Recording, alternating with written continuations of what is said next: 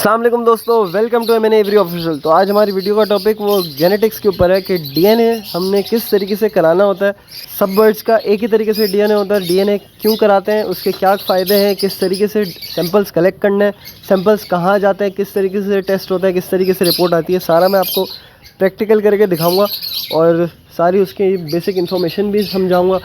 तो वीडियो बहुत इंटरेस्टिंग होने वाली है, वीडियो लाजमी पूरी देखिएगा। और अगर अभी तक आपने हमारा channel MN Every Official subscribe नहीं करा तो सब्सक्राइब करके बेल आइकन को लाजमी प्रेस करिएगा ताकि आपको मेरी हर आने वाली वीडियो का नोटिफिकेशन मिल सके। तो चलें वीडियो स्टार्ट करते हैं। अच्छा दोस्तों, ये सामने आपको लवबर्ड्स के कुछ चिक्स नज़र आ रहे हैं कि मैंने अभी कुछ 2-4 दिन पहले सेपरेट करे। इससे ऊपर भी कुछ चिक्स हैं, वो मैंने तकरीबन 10-15 दिन पहले सेपरेट करे।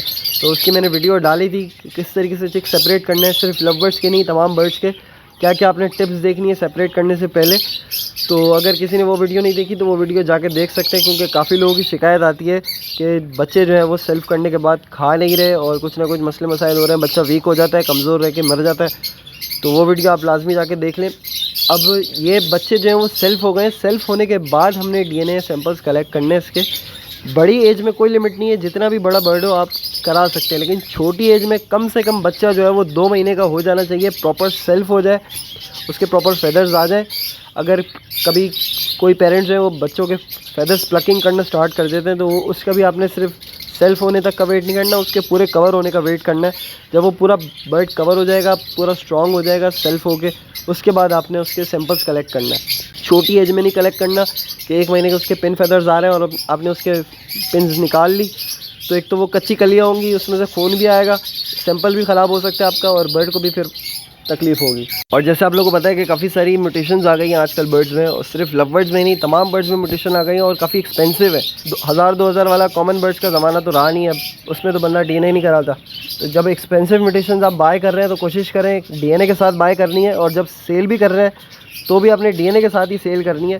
बगैर डीएनए के सेल परचेज़ ना करें एक्सपेंसिव म्यूटेशंस में, ताकि लेने वाले को भी तसल्ली रहे और आप खुद भी परचेज़ करें तो आपको भी तसल्ली रहे कि हाँ ये मेल फीमेल है। बंदा पेयरिंग करने के लिए बर्ड्स परचेज़ करता है, तो पेयरिंग जो है वो आपने डीएनए के साथ करनी है, ताकि इन फ्यूचर आपका पहले से टारगेट सेट हो जाए कि हाँ ये हमारे पास मेल फीमेल कंफर्म हो गया, वरना बाद में आप ढूंढते फिरेंगे मेल नहीं मिल रहा, फीमेल नहीं मिल रही, तो इस तरह बहुत मसले मसाइल हो जाता है। तो डीएनए करा लें ताकि आपका टाइम जो है वो वेस्ट ना हो, टाइम की अहमियत को जाने और डीएनए के साथ पेयर लगाएं, अंदाजे से पेयर नहीं लगाएं, वरना इसमें एक्सपर्ट भी कभी कभी मार खा जाता है। और सिर्फ लव बर्ड्स ही नहीं तमाम बर्ड्स की वैरायटी का डीएनए हो जाता है। सिंपल फिंचेस, जावा की वैरायटी से लेके बड़े बिग पैरेट्स में मकाओ ग्रे पैरेट तक की वैरायटी का तमाम बर्ड्स का डीएनए हो जाता है। और सेम तरीके से होता है, फेदर सैम्पलिंग की जाती है, बिल्कुल ईजी है, कोई मुश्किल बात नहीं है। मैं अभी आप लोगों को करके भी दिखाता हूँ, और किस लैब से मैं डीएनए कराता हूँ, कितने का डीएनए होता है वो भी अभी आप लोगों को शेयर करता हूँ। तो ये कुछ टिप्स थी डीएनए कराने के, मैंने आपको फ़ायदे बता दिए। और डीएनए जो है मैं बर्ड्स जेनेटिक सेंटर से करवा रहा हूँ, बीजीसी और एनएस के कोलैबोरेशन में जो लैब बनी थी लास्ट ईयर से मैं वहीं से करवा रहा हूँ। मुझे अल्हम्दुलिल्लाह कोई शिकायत नहीं है, और विदिन 24 आवर्स इनका रिज़ल्ट आ जाता है। सर्विसेज भी अच्छी हैं और मशीनरी भी जो है वो बाकी लैब से थोड़ी सी एडवांस है, और रेट भी हेल्दी कंपटीशन की वजह से कम हो गया। उससे 550 रुपये का डीएनए है। और मज़े की बात यह है कि इनके राइडर्स भी जो है वो ऑल ओवर पाकिस्तान सारे शहरों में है। तो अगर किसी को सैंपल निकालना नहीं आ रहा या अवेलेबल नहीं है, टाइम नहीं है, तो इनके राइडर्स आपके घर पे आके खुद सैंपल कलेक्ट करेंगे। घर बैठे आपका रिपोर्ट भी आ जाएगी और सैंपल भी कलेक्ट हो जाएंगे, आपको कोई मेहनत करने की भी ज़रूरत नहीं है। अब सारी चीज़ें आप लोगों को समझाती हैं, तो चलें बर्ड्स पकड़ता हूँ, फिर आप लोगों को सैंपल्स कलेक्ट करके दिखाता हूँ। अच्छा दोस्तों, मैंने कुछ बर्ड्स निकालनी है एक पोर्शन से, पहले इनका सैंपल कलेक्ट कर लेता हूँ, फिर दूसरे पोर्शन पे जाएंगे। तो ये कुछ मिक्स बर्ड्स हैं, इसमें अल्बाइनो स्प्लिटिनो के वर्किंग बर्ड्स भी हैं, कुछ स्प्लिट पिलफेलोस के वर्किंग बर्ड्स हैं, कुछ जो है वो सिंपल फिशरीज़ के वर्किंग के बर्ड्स हैं। तो सबसे पहले सबका हॉट फेवरेट पकड़ लेता हूँ, कमर्शियल में अल्बाइनो हॉट केक्स। ये मेरे पास एक अल्बाइनो स्प्लिटिनो का बच्चा आ गया और माशाल्लाह से सेल्फ है पूरा। इसका हेल्थ वाइज साइज़ वाइज देखें, इसको अलग करे हुए मुझे 1 हफ़्ता हो गया। तो प्रॉपर सेल्फ बच्चे का आपने डीएनए सैंपल कलेक्ट करना है। तो अब जो है सबसे पहले आपको चाहिए होगा एक पॉली बैग, इस तरह प्लास्टिक का ज़िपर जो ज़िप वाला हो, ताकि इसमें कोई मिट्टी, नमी वगैरह, पानी वगैरह कुछ ना घुसे, ताकि आपके सैंपल्स ख़राब ना हो। तो ऊपर से मैंने इसको पहले से खोल लिया है मार्किंग करके, ताकि हमें बाद में जो है वो मुश्किल ना हो। तो पहले आपने लेबलिंग कर लेनी है परमानेंट मार्कर से। तो अब जो है इसके फेदर्स खोलते हैं। यहाँ से देखें अपने फेदर्स के जो नीचे वाला हिस्सा है, जो लास्ट के इसके छोटे वाले पर है, तो ये लास्ट के अपने पर में से कोई सा भी एक पर निकाल लें।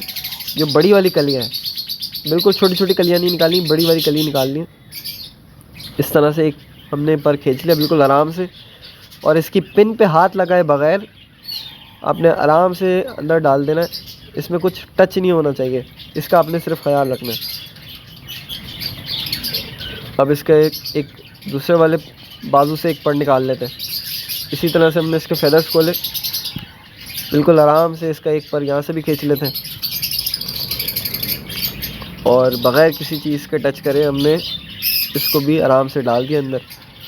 अब एक साइड से जो है वो इसके दुम की साइड से भी निकाल लेते हैं। एक पर जो है वो इसकी दुम की साइड से निकालना है, यहाँ से भी आराम से खींच लें और ये भी आराम से हमने बग़ैर किसी चीज़ के टच करे अंदर डाल दिया और इसको ऊपर से आप पैक कर दें। और सारी आपने लेबलिंग मैंने पहले से करके रख ली है ताकि लिखने में इजी रहे, सिर्फ रिंग नंबर चेक करके लिख लें। तो अब ये मेन बारी आ गई रिंग नंबर की। रिंग नंबर हमने इसका नोट करना है। सबसे अहम चीज़, इसका रिंग नंबर है 24। तो अब इसको मैंने नीचे वाले पोर्शन में डाल दिया ताकि मिक्स ना हो। अब इसका रिंग लिख लेते हैं, ये आ गया 24 और ये डन हो गया। तो इस तरह से हमने सैंपल कलेक्ट करना है। एक बर्ड का मैं आप लोगों को और दिखा देता हूँ ताकि बिल्कुल इजीली समझ आ जाए। अब सेम इसी तरीके से एक और पॉली बैग ले लिया, इस पर भी सारी लेबलिंग कर दी है पहले से और इसको खोल लेते हैं। और खोलते हुए भी आपने ध्यान रख लें कि अंदर आपकी उंगली नहीं जानी चाहिए इसके, बस बाहर से आपने खोल लिया। अब बर्ड पकड़ लेते हैं। सबसे पहले ये पार ब्लू फिशरी का बर्ड है, वॉलेट कलर में। सिंपल फिशरीज़ की वर्किंग के भी मेरे पास कुछ बर्ड्स लगे हुए हैं अल्हम्दुलिल्लाह अच्छी क्वालिटी के। तो ये भी देखें, इसका भी सबसे पहले फ़ेदर कलेक्ट कर लेते हैं। ये देखें, आपने बाजू खोला सिंपल और नीचे वाले जो फेदर्स हैं इसमें से हमने एक पर खींच लिया। बिल्कुल आराम से पर खींच लें, बर्ड को कोई दर्द वर्द नहीं होता। जिस तरह से इंसानों के बाल कटते हैं इसी तरह से इनके भी फेदर्स होते हैं। तो इस तरह आपने बग़ैर फेदर को टच करे डाल देना है। ये एक और बाजू खोला, इसमें से भी हमने एक फेदर कलेक्ट करना है और इसको भी आराम से आपने बग़ैर किसी चीज़ के टच करे डाल देना है। अब एक साइड से जो है वो हम इसके टेल के साइड से निकाल लेते हैं। तीनों साइडों से एक एक पर निकाल लेना ताकि बर्ड की जो खूबसूरती है वो भी ख़राब ना हो। यहाँ से भी एक चीज़ निकाल लेते हैं और इसको भी आपने आराम से अंदर डाल दिया। अब 3 से 4 सैंपल्स कलेक्ट करने का मकसद ये है कि अगर फेदर रिजेक्ट हो जाए, कोई मसले आ जाए, तो लैब में जो है उन लोगों के पास ऑप्शन और हो तो वो दूसरे तीसरे सैंपल से भी अपना टेस्ट कर सकते हैं। तो 3 से 4 आपने फेदर्स कलेक्ट करने और इस तरह पैक करके आराम से आप छोड़ दें।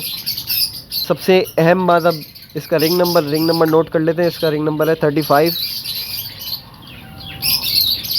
तो अब रिंग नंबर लिख लेते हैं इसका, MNA 35।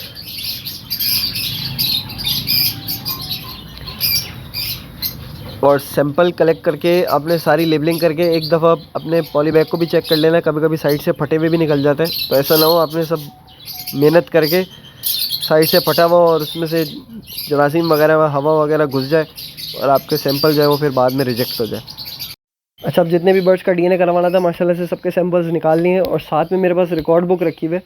अब करना ये है कि इसमें मेरे पास अल्हम्दुलिल्लाह सारी पेडिग्री मेंटेन्ड रहती है, सारा रिकॉर्ड लिखा हुआ है। तो अब डबल चेक करना है कि जो हमने रिंग नंबर और बर्ड्स लिखा है वो सब इसमें भी सेम है, वरना आगे पीछे हो जाएगा तो सारी मेहनत ज़ाया हो जाएगी। अब देखें, सारे सैंपल्स में यहाँ TCS करवाने ले आया हूँ और पैकिंग भी डबल कर दी ताकि सेफली पहुँच जाए। अब जिस दिन आपने बर्ड के सैंपल निकालने की कोशिश करें उसी दिन भेज दें या मैक्सिमम उससे अगले दिन भेज दें, बस इससे ज़्यादा लेट नहीं करेगा। तो दोस्तों, उम्मीद करता हूँ आपको मेरी वीडियो अच्छी लगी होगी। सब कुछ आपको मैंने प्रैक्टिकल करके डिटेल से बता दिया। तो अगर मेरी वीडियो अच्छी लगी हो तो प्लीज़ वीडियो को लाइक करेगा, अपने दोस्तों के साथ शेयर करेगा और कमेंट्स में अपनी राय का इज़हार ज़रूर करेगा। और अगर अभी तक आपने हमारे channel MNA every Official subscribe नहीं करा तो सब्सक्राइब करके बेल आइकन को लाजमी प्रेस करेगा ताकि आपको मेरी हर आने वाली वीडियो का नोटिफिकेशन मिल सके। मिलता है नेक्स्ट वीडियो में। दुआ में याद रखिएगा अपना और अपने बर्ड्स का ख्याल रखिएगा। अल्लाह हाफ़िज़।